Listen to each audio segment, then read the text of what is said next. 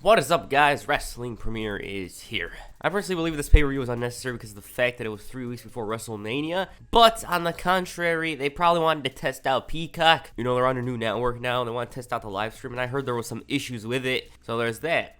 I mean, it's better that they did it now rather than at WrestleMania because there would have been a bunch of complaints. But whatever, if there's a pay-per-view I'm watching, AEW, WWE, I enjoyed this one for the most part, especially the big man brawl in the main event. But it felt weaker than the other pay-per-views that WWE had in the past year. Okay, enough talk, let's get into it. Fastlane 2021. First match on the kickoff show saw Riddle defend the US title against Ali. So essentially, in a nutshell, Ali dominated for the most part, screws up near the end and loses. I didn't think he had a chance due to the fact that Riddle only became champion a month ago, and when you add Retribution's issues to the mix, his chances drastically go down. Because of the loss, Ali was angry with Retribution. Slapjack walked, Mia Yim walked, T-Bar and Mace got angry with the shouting, they double teamed him with the high justice, and I was just happy to see this. Why? Because I just dislike this group. They come in, they didn't take over, they didn't do anything, they were basically a lower mid-card jobbing team. I just didn't care about them, you know? If they were separate, which they're gonna be now, they're better off. You know, I really want to see Dijakovic and Mia Yim on the main rosters or NXT characters, but yeah, decent match, great aftermath in my eyes. Like, the Retribution, it was a botch from the beginning. On to the main show. The first match was for the Tag Team Championship. Sasha and Bianca challenged Nia Jax and Shayna Baszler for the titles. Honestly, I didn't really care about this match heading into the pay-per-view because the fact that the build for Belair and Sasha was so bad that I'm under the assumption that they did it on purpose. Reginald ruined everything, and the match itself wasn't anything special like their previous matches. It was decent, but as time went on, it was clear that Bianca and Sasha were going to get into it. Bianca hit a cool-ass 450, but Reginald ruined everything. There did seem like a possibility the challengers were going to win it, but Nia shoved Bianca into Sasha, and there was tension between them. You could even hear Sasha call her partner a rookie, but because she's distracted, Shayna capitalizes on the moment and rolls her up to win it. That's it. They argue over what went down. Sasha's all like, "You're a rookie." She slaps Belair and walks out. I'm just happy to see the story advance. One thing I do hope is that Reginald is gone, because these two, they're going to have an awesome match. I just think they should have a good build to it. That's all. Decent opener. Like I said, they had a bunch of matches in the past. This one in particular wasn't bad. The next match is for the Intercontinental Championship. Apollo Crews challenges a very angry Big E for the gold.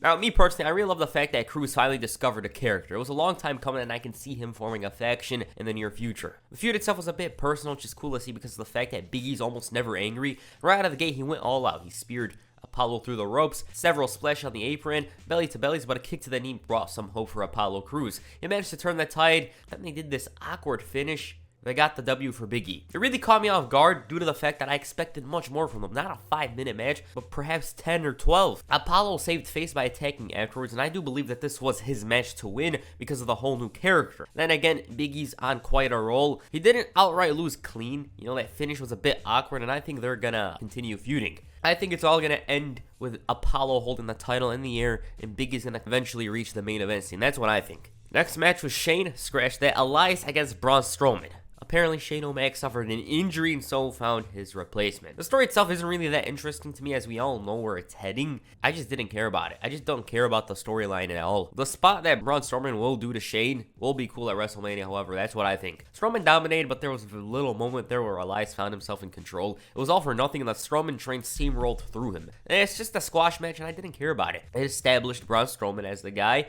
who's gonna come after Shane at WrestleMania. That's all. We all know it's gonna lead to that match. It's gonna be no DQ, and who knows, might be very entertaining. The next match, however, is a different story. Seth Rollins meets Shinsuke Nakamura. So Seth's on a crusade looking for respect. Unfortunately for himself, SmackDown isn't the place for that. The match itself was good, and while I was expecting a bit more, I'm content with what we got. Rollins was talking a bit too much during the match, complaining about Nakamura, the Cesaro swing and whatever, and it was obviously his match to win, not Nakamura's. I felt the W made him look pretty strong, but regardless, Nakamura had his moments here and there, but there wasn't a serious thought that maybe he could win this. He managed to kick out of the swing blade, which isn't really an accomplishment. At one point, the win was in his sails, but Rollins caught him with a buckle bomb Falcon Arrow combo. Nakamura responds with a landslide, a reverse exploder, but it wasn't enough, and the Kinshasa wasn't to be as Seth ducks and delivers a mean-ass blow to the neck before connecting with a unique spin kick, hits the stomp, and that's all. He looked dominant. I'm pretty hyped for the Cesaro match, and I personally think he's going to put him over huge. It's a shame they aren't doing much with Shinsuke, but hey, I'm certainly glad they're doing something with Cesaro, so there's that.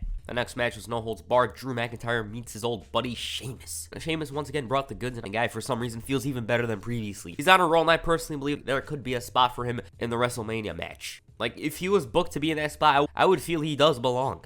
He certainly wouldn't be out of place in my eyes. But anyways, it was one of those entertaining big guy matches. I really enjoy these matches because they have this big time atmosphere to them. Weapons were utilized. Sheamus was all butthurt over the friendship, complaining about Drew not being there for him or whatever. And come to think about it, it's cool to see these guys 12 years later doing well. Like, we were thinking these guys were the future of WWE, and they're doing good. The match is as brutal as you can get in PG WWE. They fought next to the big screens, broke a few of them, suplex on the concrete, Sheamus hits a bro kick, white noise through the table. Despite all this, Drew didn't stay down. He managed to catch Sheamus with a future shock on a remnant of the announce table before connecting with a Claymore to win it. It was a damn good match, and I feel there was something special with their first match, but this ain't bad. Drew exercised the demon, and now he can focus on WrestleMania. That's the story. I personally think his match with Bobby Lashley will be excellent, be much better than their Backlash encounter, but I don't think he's going to win. I think Lashley's going to have a dominant run. The next match was Randy Orton and Alexa Bliss, and what is this, universe mode? But seriously, I never expected a freaking match between those two. Randy's uncle unfortunately passed away this week, yet he was still competing. I think we all knew where this match was heading, as it was a bizarre storyline that I personally neither hate nor like. It's just stupid old pro wrestling to me, you know. It's just some dumb stuff, right? I do want it to end in order to see these guys face other opponents, though. That's one thing to mention. Right before the match even began, Orton was throwing up some of that black stuff. This fired him up when once Bliss came out, he was really caught off guard with their offense. Don't know if it's offense or attempted murder, though. A freaking fireball was thrown in his direction, and all of a sudden, Burnt Toast, the Fiend, made his return, and when Samoa Joe said he's hideous, I just bursted out laughing. He just said it like, oh, he's hideous. Nah, he's beautiful, right? He hits the Sister Abigail, and Bliss wins the damn match. Orton must have gotten a flashback to 05 with the Fiend returning, and he really gets himself into these uncomfortable situations occasionally. The commentary team was hilarious for the wrong reasons, though. If you hate this, I can see why. If you like this, I can see why. Either way. Me personally, it's just wrestling, you know, stupid stuff goes down. And the main event, Daniel Bryan challenges Roman Reigns for the Universal Championship. You see, I was convinced Daniel Bryan was going to get himself involved. He was losing to the likes of Cesaro and Nakamura, but now he's a viable contender. He deserves it, and he might possibly get another WrestleMania main event, which is kind of crazy to think about. Edge was kind of selfish preferring a singles match, and this one in particular delivered like I expected it to. Just explain to me, what's better than a Roman and Bryan main event?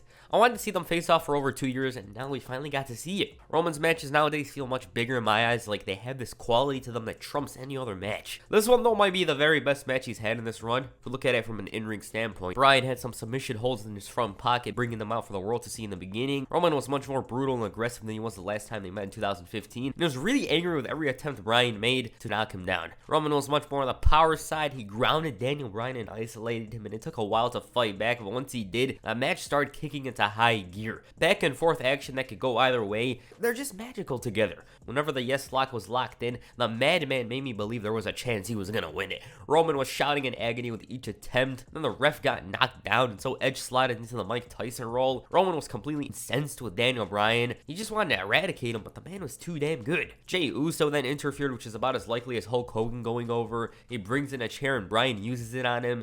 Edge accidentally gets whacked, and this leads to the Superman punch, but the spear wasn't to be, and the yes locks in. And this time, this honestly really caught me off guard. Roman tapped out, and it was probably the first time ever. It's insane seeing him tap out, because this was the same man that said something along the lines of, "I'd rather die than tap out to you." Yeah, it really shows that Daniel Bryan is a man of his word. He forced Roman Reigns, the champion of the WWE, to tap out. Edge then comes in and sabotages everything, shouting, "This is mine." It was dramatic as hell, and of course, he gave me a flashback to 2006, 7-ish with the attack. And because of it, Roman won it like that. Now, the finish was odd due to the fact that both men absorbed punishment. They took punishment from Edge with the chair shot, but Bryan didn't kick out. Like, I feel as if he should have kicked down, then Roman hits a spear to end it. Would have been the right way to go about it, but whatever. What we got, I enjoyed that. It's one of my favorite matches of this year. And the fact that Bryan made Roman tap out, it makes him look legit in my eyes. Like, it shows this guy is a big deal and he actually deserves to main event WrestleMania.